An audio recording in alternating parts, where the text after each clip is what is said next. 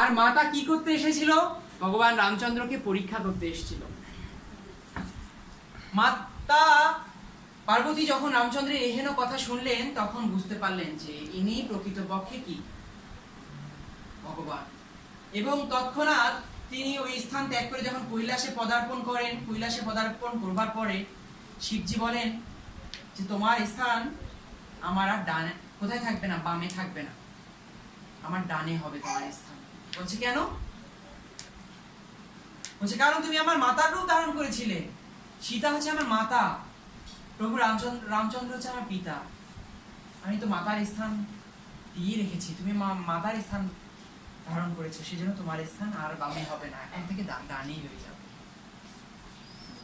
তো বিষয়বস্তুটা হচ্ছে যে যখন আমরা ভগবান শ্রীকৃষ্ণের সেবা পূজা করব তখন কোনোভাবে ভগবান শ্রীকৃষ্ণকে কি করা যাবে না, সন্দেহ করা যাবে না। ভগবান শ্রীকৃষ্ণকে নয়, শুধু ভগবান শ্রীকৃষ্ণের কোনো ভক্তকেও কি করা যাবে না, সন্দেহ করা যাবে না। তাকে কি মনে করতে হবে? ভগবানের পাঠানো প্রতিনিধি। কখনোই ভল্লুকের মতো করা যাবে না, ওই ব্যক্তির মতো করা যাবে না যে আমি যতক্ষণ না পর্যন্ত ভগবান আমার সামনে প্রকট হচ্ছেন ততক্ষণ পর্যন্ত আমি কি করব না, উঠবো না।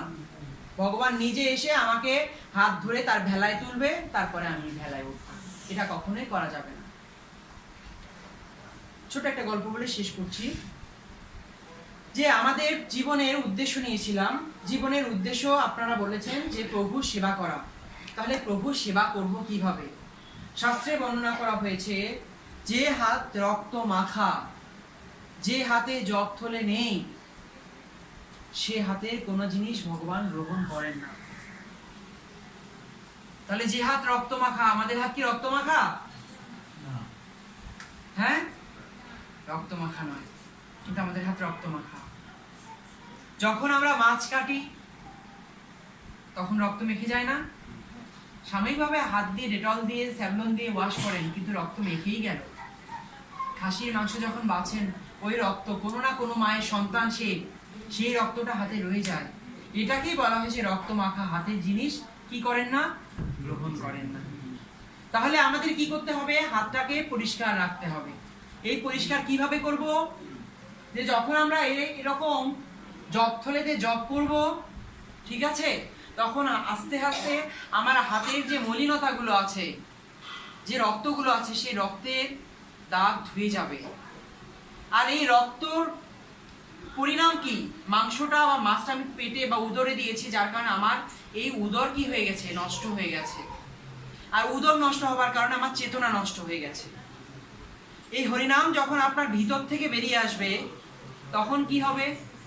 ঠিক মন্থনের মতো, সমুদ্র যখন মন্থন করা হয়েছিল, প্রথমে যখন অমৃত তুলতে চেয়েছিল কিন্তু অমৃতের বদলে সেখান থেকে কালকূট বিষ বেরিয়ে এসেছিল, ঠিক সেরকম এখান থেকে যখন আপনার এই অমৃত রূপ হরে কৃষ্ণ মহামন্ত্র বেরিয়ে আসবে, তার আগে আপনার এই হৃদয়ের যে কলুষতাগুলো, অন্যকে ঠকিয়েছি আমরা, মিথ্যা বলেছি, তারপর অন্যকে প্রতারণা করেছি, অন্যকে ঈর্ষা করেছি, এগুলো করার জন্য হৃদয় যে কলুষিত হয়ে গেছে, এই কলুষ হৃদয়ে সেই নোংরাগুলো বেরিয়ে আসবে আগে, তারপরে হরে কৃষ্ণ মহামন্ত্র আস্তে আস্তে বেরোবে।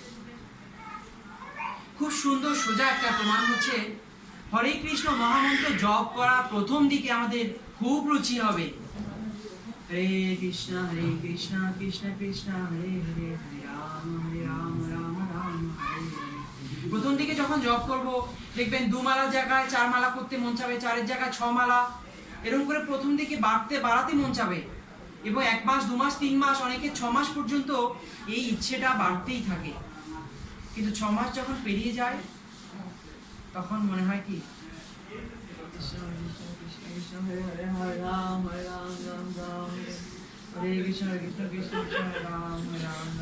কখন এই জপ শেষ হবে? তাহলে প্রথম দিকে ইচ্ছে হলো জপ করবার, 2 মালা করার ইচ্ছে, সেখানে জপ করে আনন্দ পেয়েছি বিধায় আরো 2 মালা বাড়তি করেছি, কিন্তু পরের দিকে এই ইচ্ছাটা কি হয়ে যায়, সংকুচিত হয়ে যায়। ছোটবেলায় এই বাচ্চাগুলোকে যখন শিক্ষা দিচ্ছেন, এই বাচ্চাগুলো দেখেন আপনি মন্দিরে গিয়ে প্রণাম করছেন জন্য একে শিক্ষা দেওয়ার দরকার হয়নি, বাবা প্রণাম করছে, এই ছেলেটা অনেকক্ষণ বাবাকে দেখার পর ধাম করে শুয়ে পড়ে। কিন্তু বড় হলে আর শোয় না, শোয়া তো দূরে থাক, হাত জোর করে প্রণামও দূরে থাক, সালাম দেয় মা দুর্গা আসসালামু আলাইকুম।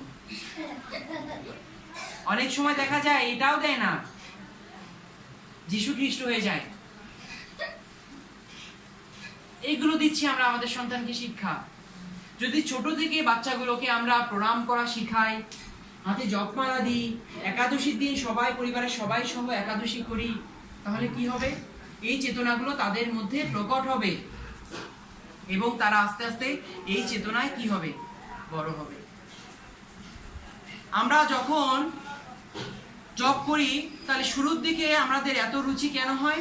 শুরুর দিকে রুচি হবার কারণ এই বাচ্চাটা যখন ছোট ছিল তখন এই বাচ্চাটাকে হাত ধরে আপনি হাঁটাতে শিখিয়েছিলেন। 15 দিন 10 দিন বাচ্চাটাকে হাত দিয়ে হাঁটানোর পরে একটা সময় আসছে যখন কিছু দূর হাঁটবার পরে আপনি হাতটা ছেড়ে দিয়েছেন এবং বাচ্চাটাকে বলছেন আসো আসো, আপনি পিছিয়ে গেছেন এবং ও 1 পা 2 পা এগিয়ে দেওয়ার পর ধাম করে হাত ছেড়ে দিয়েছে এবং আপনি গিয়ে ধরে ফেলেছেন। ওটা হচ্ছে ভক্তি জীবনের প্রথম স্তর। আপনি এত টেস্ট কোথা থেকে পাচ্ছেন?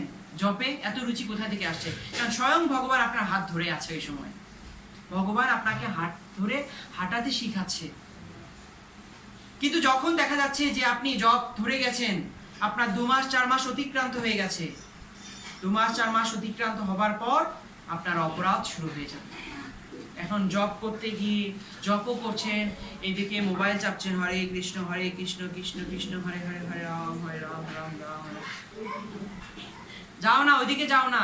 এইদিকে দেখা যাচ্ছে যে কথা হচ্ছে, ওই কথা বলছেন। আমারটা আর কি বলবেন? আমার তো বাড়িতে আরো যন্ত্রণা, অশান্তির উপর অশান্তি। এদিকে জব যে কোথায় গেছে, আমি কোন মালায় আছি সেটাও ভুলে গেছি। কিছুক্ষণ পর আবার মন চাইলো একটা গুটিতে ধরে আবার বাকিটুকু ছেড়ে দিলাম। এই অনর্থ অপরাধগুলোর কারণে কি হয়? পরবর্তীতে ভগবান আমার হাতটা ছেড়ে দিবে। যখন ভগবান আমার হাত ছেড়ে দিবে তখন বারবার আমি কি করব? মুখ থুবড়ে পড়ে যাব, আর উঠে দাঁড়াতে পারবো না। আস্তে আস্তে আমার জপের রুচি কি হতে থাকবে? নষ্ট হতে থাকবে। এবং একটা পর্যায়ে আসবে যখন কি হবে? 6 মাস স্বামীবাগে গিয়েছে, অনেক ডোনেশন করেছে, অনেক ভক্ত সঙ্গ করেছে, বাড়িতে এসে দামোদর এমন কোনো উৎসব নেই যেটা করানো হয় নাই। কিন্তু 6 মাস পর সে এক মালাও আর জপ করে না। স্বামীবাগ তো দূরে থাক, কোনো প্রভুর যদি ফোন দিয়ে বলো হরে কৃষ্ণ, তখন হরে কৃষ্ণ ফোন আসছে না। না, আপনি রং নম্বরে ফোন করেছেন, ওই ফোনটা রিসিভ করা যায় না।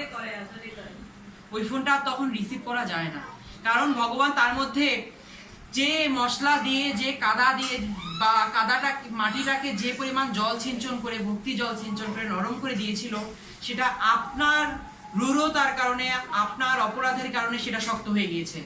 সেটাকে এখন কোনো শেপ দিতে গেলে ভেঙে যাচ্ছে। সেটা পুনরায় তাহলে জাগ্রত করতে পারবে কে? এরকম বৈষ্ণব সঙ্গ যদি আপনার বাড়িতে হয়, সাধু এরকম যতগুলো ব্যক্তি আপনার বাড়িতে আসছে, প্রত্যেক জন্মের, আমি তো অপরাধী, কিন্তু এখানে অনেক প্রভুরা আছে যারা হয়তো এখন মাছ মাংস খাচ্ছেন, কিন্তু তাদের পূর্বজন্মের অনেক স্বীকৃতি আছে। এখানে অনেক মহাত্মা আছে, আমরা জানি না। তাদের পূর্বজন্মের অনেক স্বীকৃতি আছে, যে স্বীকৃতি আজকে তারা আপনার এই বাড়িতে এক দানা অন্ন খেয়ে যাওয়ার দরুন সেই স্বীকৃতির কিছু অংশ এখানে তাদের না চাইলেও রয়ে যাবে। আর এই স্বীকৃতিটাই হবে আপনার এই ভক্তি জীবনের পুঁজি। এই স্বীকৃতির জন্য হয় আপনি ভক্ত হবেন, নয় আপনার সন্তান, নয় তার পরবর্তী কোনো না কোনো জেনারেশন এইটার ফল ভোগ করবে এবং এই ঘর থেকে একটা সন্তান ভক্ত হয়ে বেরিয়ে আসবে। এই জন্যই প্রভুপাদ বলেছেন যে কার্তিক মাস, বৈশাখ মাস, মাঘ মাস, এই মাসগুলোতে চেষ্টা করা উচিত বৈষ্ণব সেবা, ভাগবত সঙ্গ, যতটা পারা যায় নিজেদের মতো করে এগুলো করতে হবে। সুন্দর একটা প্রশ্ন প্রভু করেছিলেন যে আমরা প্রভুর সেবা করব তাহলে কিভাবে? ভক্তি দিয়ে, তাই না? ভক্তি ছাড়া কখনোই কি হবে না? প্রভুর সেবা হবে না। তাহলে সেই ভক্তিটা আসবে কখন? যখন আমার আহার শুদ্ধ হবে। এই পেটের ভিতরে যদি শুদ্ধতা থাকে, তবে পেটের মধ্যে থেকেই তো কি আসবে? হরিনাম আসবে। তখন হরিনামটা শুদ্ধ হয়ে যাবে, আপনি তখন অটোমেটিক সেবা করতে পারবেন। শুরুর দিকে তো আর মাছ মাংস এগুলো ছাড়া সম্ভব না। সেই জন্য শুদ্ধ সাত্ত্বিকভাবে চেষ্টা করতে হবে এই জবটাকে চালিয়ে যাওয়ার জন্য। চেষ্টা করতে হবে যে পঞ্চ ইন্দ্রিয় যেটা আছে, এই পঞ্চ ইন্দ্রিয়ের অধিপতি সেবা করার জন্য চোখ দিয়ে কোনো রমণী, কোনো পুরুষ এদের দেখে দেখবার জন্য ভগবান আমাকে এই চোখ দেয়নি। এই চোখ দিয়েছে ভগবান ভগবানের রূপ দেখবার জন্য। মন্দিরে যান, ঘন্টা ভরে ভগবানের রূপ দেখেন, ধাক্কায় ফেলে দিক আপনাকে, কোনো সমস্যা নেই। আপনি তাও দেখুন ভগবানের প্রভু জগন্নাথ পুরী ধামে চৈতন্য মহাপ্রভু মানে ভগবান। চৈতন্য মহাপ্রভু যে সূর্যদণ্ড ছিল, সেই সূর্যদণ্ডের পাশে ডান পাশ থেকে দেখা যায় হচ্ছে ভগবান বলরামকে এবং বাম পাশ থেকে দেখা যায় ভগবান জগন্নাথকে। আপনি সামনাসামনি দাঁড়িয়ে তিনজনের কাউরে দেখতে পারবেন না। পুরী ধাম এমন অপ্রাকৃত জিনিস। তখন মহাপ্রভু এখন দাঁড়িয়ে ভগবান জগন্নাথকে যখন দর্শন করছেন, তখন এক বুড়িমা আসছিলেন। তিনি ভগবানকে দর্শন করতে পারছিলেন না। তিনি ভগবানকে দর্শন করবার জন্য এতটা ব্যাকুল ছিলেন যে ভগবানকে দর্শন করবার জন্য ভগবানের ঘাড়ে উঠে গেছেন। চৈতন্য মহাপ্রভুর ঘাড়ে উঠে চৈতন্য মহাপ্রভুর ঘাড়ে এক পা আর এক পা একটা স্তম্ভের উপর রেখে ভগবানকে দর্শন করছেন। এখন ভগবান তৎক্ষণাৎ তার এই প্রার্থনা স্বীকার করে নিয়েছেন। কি ভক্ত আমার, দেখুন যে আমাকে দর্শন করার জন্য আমার ঘাড়ে পা দিয়ে ভগবানকে দর্শন করছে, আমাকেই দর্শন করছে। কতটা ভক্তি, কতটা প্রেম নিয়ে আসছে সে হয়তো জানে না আমি ভগবান। কারণ আমি নিজে এই চৈতন্য রূপ ধারণ করেছি ভক্তদেরকে দেখিয়ে দেবার জন্য। কি দেখিয়ে দেবার জন্য? ভক্তি। যেমন ত্রেতাতে এসে যখন আমি খালি তীর দিয়ে দিয়ে এক একজনকে বধ করছিলাম, তখন সীতামা এসে বলছে থামাও, এসব অনেক হয়েছে, অনেক তুমি বধ করে দিয়েছো, এই তীর ধনুক ফেরো, এসব হবে না, পরের জন্মে আমি আর তোমার সাথে থাকবো না।